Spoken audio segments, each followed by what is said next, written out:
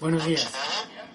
Oye, la conferencia muy interesante. Te iba a preguntar qué quedó del priscilianismo en las herejías de la Baja Edad Media, como por ejemplo los herejes del Durango, etcétera. Pues bueno, ¿qué quieres que te diga? Yo creo que la historia de la Iglesia medieval es un volver continuo al Evangelio, ¿no? Y la Iglesia se transforma en una gran institución políticamente muy importante y económicamente muy importante, una parte fundamental del sistema feudal, y una y otra vez están surgiendo movimientos más o menos heterodoxos que tratan de volver a los orígenes evangélicos. En primer lugar, ya el eremitismo, que es el ascetismo extremo en la Alta Edad Media, y después cada una de las grandes movimientos monacales nace siempre con la idea, como primero Cluny, pero sobre todo en la Baja Edad Media los movimientos mendicantes, ¿no? Que son dominicos y franciscanos absolutamente. Yo sí tengo que decir la mayor similitud entre lo que definía y practicaba el priscilianismo en el comienzo de la Edad Media. Escogería, claro, obviamente la orden franciscana sin duda alguna, también con sus más y sus menos en relación con el papado y con la Iglesia jerárquica. Muchas gracias. A ti.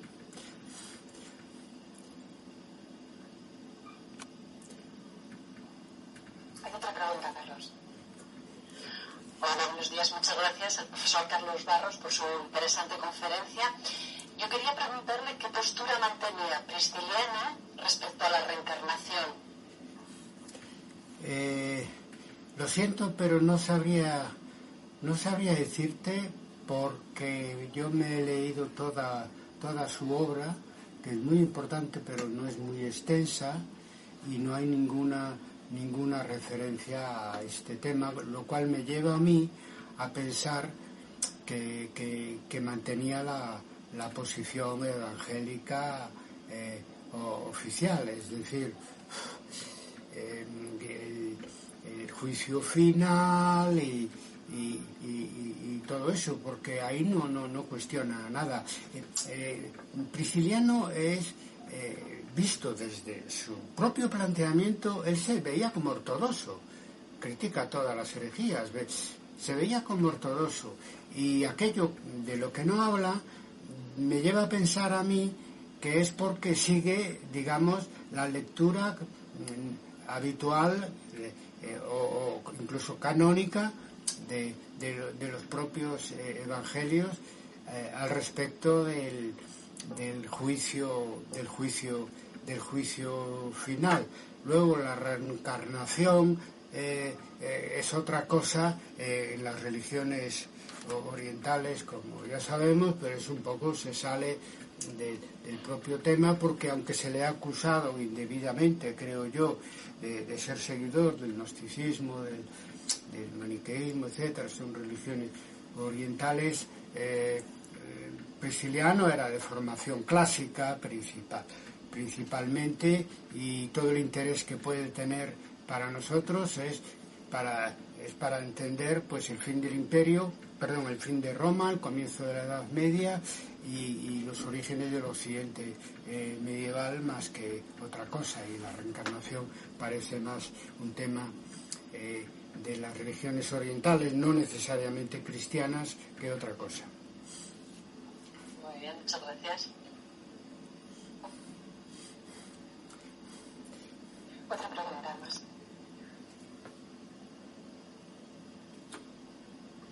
Buenos días, profesor. Muchas gracias por su interesante exposición.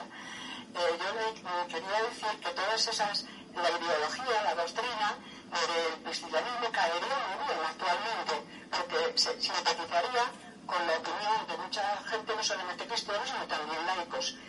Conectaría muy bien con la doctrina del Papa actual de Iglesia primitiva, la pureza de la Iglesia, con su identificación con la pobreza, con la simplificación de la liturgia, etcétera. Y sobre todo, en el aspecto social, pues sería muy bien acogida, por ejemplo, la igualdad de sexos que ellos propugnaban,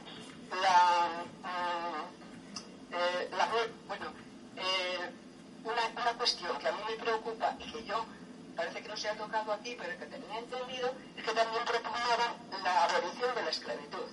Y así como todas esas cosas caerían mejor, parece como una osadía en el siglo IV propugnar la abolición de la esclavitud. ¿Eso tuvo una repercusión en la ejecución de Prisciliano? Bueno, me interesa sobre todo los temas que planteas, la cuestión del Papa Francisco y de la esclavitud.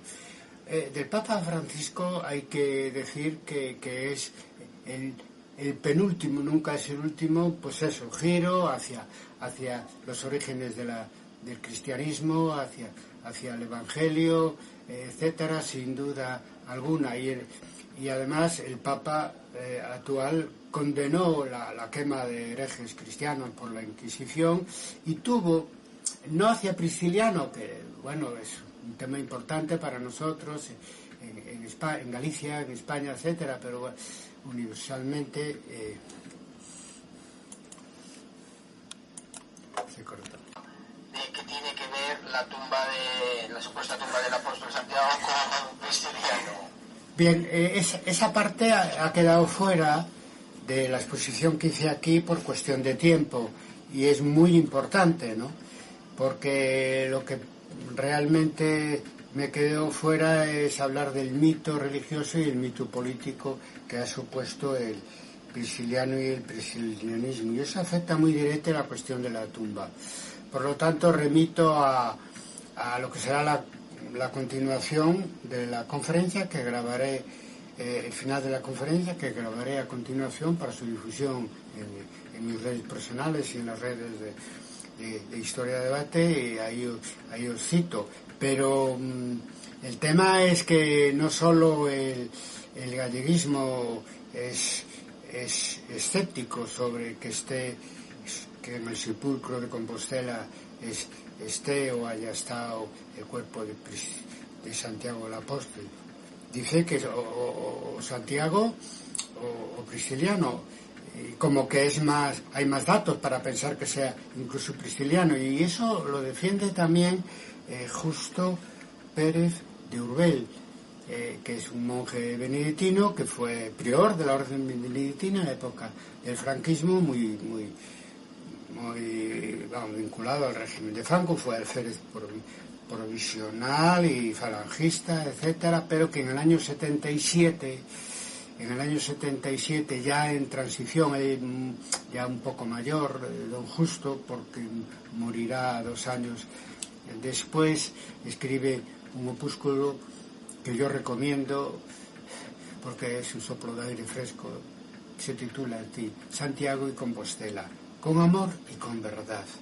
Yo creo que el contexto político de tránsito de la democracia debió de ayudarle, o bien simplemente, pues ya cercano a sus horas finales, él reconoce que no tiene claro que en la tumba de Compostela esté Santiago, y que es probable, hay indicios de que pueda ser prisciliano, pero insisto, para verlo con más detalle, remito a la parte final de esta conferencia que grabaré con posterioridad a vuestras preguntas. Respondiendo a la pregunta que se refería a la actualidad de Prisciliano, al Papa Francisco y al tema de la abolición de la esclavitud. Decía que el Papa Francisco es el penúltimo giro hacia los orígenes apostólicos y evangélicos, etcétera, en los que se mantenía Prisciliano, ¿no? Y eso lo prueba también su posición, diríamos, tolerante a la manera prisciliana, pues con el tema de por ejemplo, de Lutero, ¿no? Que es el gran, digamos, hereje y disidente de la Iglesia europea, ¿no? Decía de Lutero que lo disculpaba, decía que en su tiempo la Iglesia, pues en la Iglesia había mucha corrupción, mucho afán de poder, etcétera, lo disculpaba y lo trata de un gran reformador. Por lo tanto, seguro que si le pregunta a Papa Francisco sobre Prisciliano, realmente va a decir algo parecido o más, porque claro, Prisciliano es un mártir del cristianismo, por lo menos en el noroeste peninsular. Sobre el tema por lo tanto, en fin, sería una buena ocasión para lo que están planteando algunos teólogos gallegos actuales para la rehabilitación de Prisciliano. Sobre lo de abolición de la esclavitud, yo que eso no está documentado realmente. Yo lo he leído todo y le he prestado mucha atención también no solo a su igualitarismo de género, sino también a su igualitarismo social, y no está documentado. Él ciertamente dice de la esclavitud que es un yugo, ¿no? Y él de alguna manera está aboliendo en la práctica la esclavitud a la hora de la liturgia y a la hora del funcionamiento de las comunidades priscilianistas. Ahora, como quisiera una propuesta ya más general, pues no creo. De todas maneras, como sabemos, en el siglo IV, pues es el único siglo que podemos llamar romano, y ya entramos a partir de ese momento en la conversión en los clavos en siervos, etcétera. Su postura es muy clara. Él no tiene en cuenta que si eres un hombre libre o un hombre esclavo a los ojos de Dios, en la práctica priscilianista. Ahora también dice que no sé si os ha quedado claro, pero yo lo he leído literalmente, que se es cristiano no por la ley, sino por la fe. Entonces, en ese sentido, no era muy de proponer leyes ni de meterse mucho con las leyes civiles, lo que también, pues bueno, contribuyó a esa inocencia que sintió a la hora de pretender ir a Roma, a un emperador tan desprestigiado como Máximo, a convencerlo de lo correcto de sus principios evangélicos.